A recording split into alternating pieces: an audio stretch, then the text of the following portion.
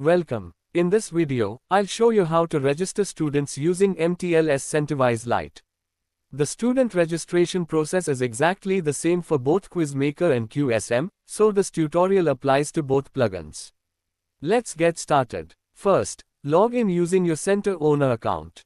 After logging in, your dedicated center dashboard will open. From here, each coaching center can securely manage only its own students through the front-end dashboard without accessing the WordPress Administrator area. Now click on the Students section. From here, you can register new students and manage all enrolled students from one place. Let's register our first student. Enter the student's information, including the full name, mobile number, address, city, course name, and other required details. Next, create the student's login credentials by entering a username and password. The email field is optional and can be left blank if you don't want to collect it. Now click the Register button.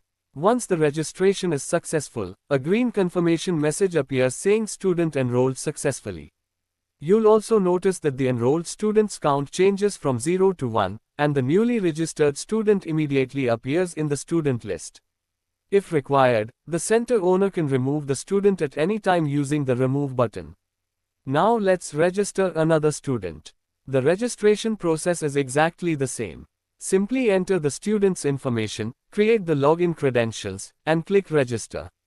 After successful registration, the student is automatically added to the enrolled student list, making it easy to manage all students from one secure front-end dashboard. That's it. Student registration is now complete. Using the same simple process, you can continue adding students to your coaching center anytime.